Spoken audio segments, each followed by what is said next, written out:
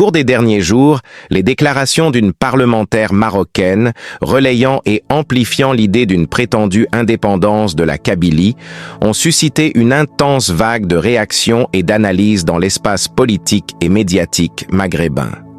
Cette députée, cherchant à imposer une lecture opportuniste et sélective de l'histoire, a tenté de présenter la Kabylie comme un peuple distinct, victime d'une oppression systématique et prolongée, tout en feignant d'ignorer les réalités sociales, culturelles et politiques profondément enracinées dans l'histoire algérienne. Son intervention, loin d'être anodine, s'inscrit dans une stratégie plus large où certains responsables marocains semblent utiliser les questions identitaires pour détourner l'attention des crises internes qui secouent le royaume. Dès les premières lignes de son discours, la parlementaire a voulu ériger la Kabylie en symbole d'une lutte pour l'autodétermination, s'appuyant sur un récit construit à partir de fragments historiques isolés, exagérés et réinterprétés. Elle évoquait des années d'injustice et de répression dans le but de bâtir un argumentaire politique destiné avant tout à l'opinion publique marocaine et aux partenaires étrangers du Maroc. Son objectif implicite était de suggérer que l'Algérie serait un État fragilisé, menacé par des forces centrifuges internes et incapable d'assurer la cohésion nationale. Or, une telle lecture est non seulement infondée, mais elle occulte volontairement la profondeur historique et politique de la nation algérienne.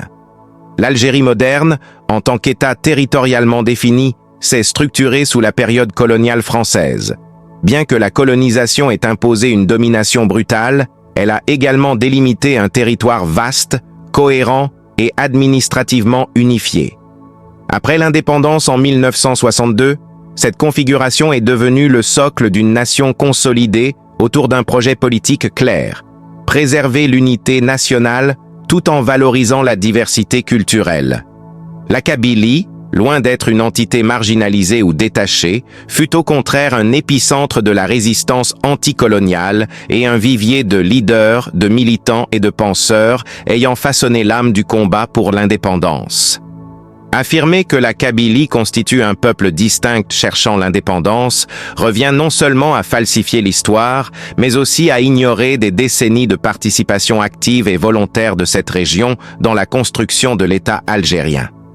Certes, des tensions ont existé, comme dans toute nation plurielle, notamment autour des questions linguistiques ou culturelles.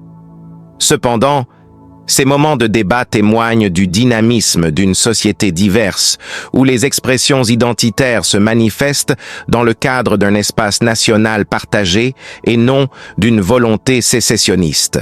La posture adoptée par la parlementaire marocaine est d'autant plus paradoxale qu'elle feint d'ignorer les réalités politiques internes du Maroc, où les questions d'autodétermination restent profondément problématiques.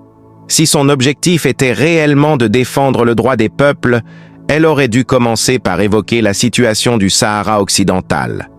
Ce territoire, reconnu par les Nations Unies comme non autonome, n'a toujours pas pu exercer son droit à l'autodétermination, garanti par le droit international, malgré le contrôle militaire et administratif exercé par Rabat depuis des décennies.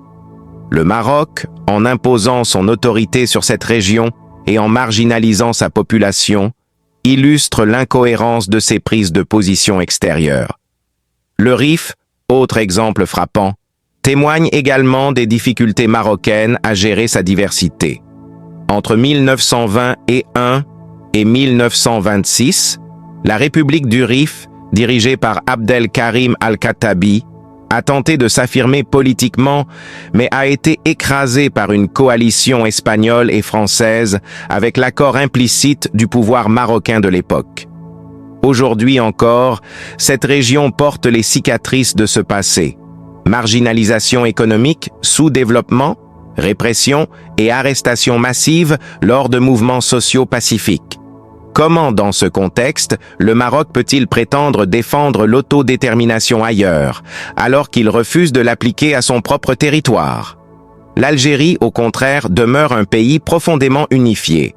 Cette unité ne tient pas seulement à l'héritage colonial, mais surtout aux liens sociaux et historiques qui unissent les Algériens, qu'ils soient arabophones, amazigophones, sahariens, citadins ou montagnards. La diversité de l'Algérie n'est pas un obstacle, mais un ciment vivant qui se manifeste dans la culture, la musique, la langue, la mémoire collective et le patriotisme profondément ancré dans le peuple algérien. Les crises traversées au cours des décennies, qu'il s'agisse de la décennie noire, des mouvements sociaux ou des tensions identitaires ponctuelles, n'ont jamais ébranlé la solidité du sentiment national. Au contraire, elles ont renforcé l'attachement de la population à la souveraineté et à l'intégrité du pays. Dans ce contexte, les discours marocains visant à instrumentaliser la Kabylie apparaissent comme des stratégies de diversion, destinées à masquer les difficultés internes du royaume.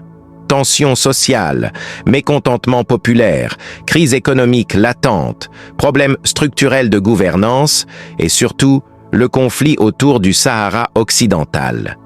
En créant de faux parallèles, certains responsables marocains cherchent à diluer la pression internationale sur la question sahraoui tout en mobilisant l'opinion publique nationale autour d'un récit artificiel de menaces algériennes.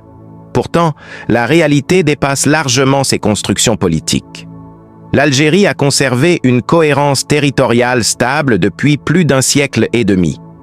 Issue d'un territoire unifié par la colonisation française, mais réapproprié par la lutte pour l'indépendance, elle s'est consolidée dans la douleur, la résilience et la fierté nationale. Aucun projet extérieur, aucune campagne de déstabilisation, aucune manipulation identitaire ne pourra jamais remettre en cause cette stabilité profondément enracinée dans la mémoire collective algérienne. Les propos de la parlementaire marocaine présentés comme un plaidoyer pour la justice ne sont en réalité qu'une construction opportuniste, élaborée pour servir des objectifs intérieurs plutôt qu'extérieurs.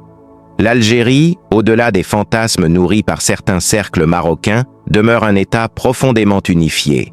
La Kabylie, loin d'être un territoire contesté, constitue un pilier historique, culturel, linguistique et politique de l'Algérie. Elle a joué et continue de jouer un rôle moteur dans les transformations sociales, démocratiques et culturelles du pays. La tentative marocaine de séparer symboliquement la Kabylie révèle donc davantage les vulnérabilités internes du Maroc que celles de l'Algérie. Le contraste entre les trajectoires nationales est frappant. Là où l'Algérie a su gérer sa diversité et renforcer sa cohésion à travers l'histoire, le Maroc fait face à une dualité identitaire marquée par des tensions persistantes entre le centre et la périphérie. Le Rif, le Sahara occidental, la marginalisation régionale et sociale, ainsi que l'absence de structures politiques inclusives, fragilisent la cohésion nationale. Plutôt que de traiter ces défis de manière transparente, certains responsables marocains tentent de détourner la pression par des provocations diplomatiques visant l'Algérie. L'Algérie, en revanche, repose sur un modèle inclusif, capable d'intégrer sa pluralité identitaire sans recourir à la fragmentation politique. La reconnaissance constitutionnelle de Tamazight comme langue nationale et officielle, la valorisation des différentes cultures régionales et le maintien d'une identité nationale partagée témoignent de cette maturité institutionnelle. Les provocations marocaines visant à présenter la Kabylie comme un territoire aspirant à l'indépendance apparaissent donc comme des tentatives maladroites destinées à influencer des opinions extérieures peu informées et à nourrir des controverses médiatiques artificielles. Au plan international, ces discours nuisent davantage à la crédibilité de leurs auteurs qu'à celle de l'Algérie. Ils révèlent une diplomatie marocaine oscillant entre improvisation, manipulation et fuite en avant. L'Algérie, elle, poursuit sa stratégie de consolidation nationale, renforcement des institutions, approfondissement du dialogue interne et préservation de la cohésion sociale. La vitalité politique algérienne se manifeste à travers le débat interne, où les revendications sociales et identitaires sont progressivement intégrées dans un cadre institutionnel évolutif. Cette dynamique constitue un signe de robustesse démocratique contrastant avec les tentatives marocaines d'imposer une uniformité politique par la coercition. Ainsi, au terme de cette analyse, il apparaît clairement que la manœuvre de la parlementaire marocaine, loin d'affaiblir l'Algérie, renforce la perception internationale d'un pays solide, cohérent et conscient de ses enjeux. L'Algérie n'a pas besoin de démontrer son unité, elle la vit au quotidien. Le Maroc, en revanche, semble chercher à compenser ses propres fractures internes par des discours tournés vers l'extérieur. Mais la réalité des faits demeure implacable.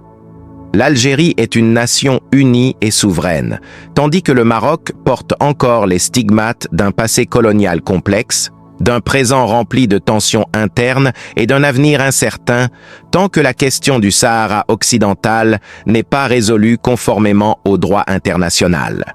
Aucune tentative extérieure, aucune campagne médiatique, aucune manipulation diplomatique ne pourra remettre en cause l'unité profonde de l'Algérie.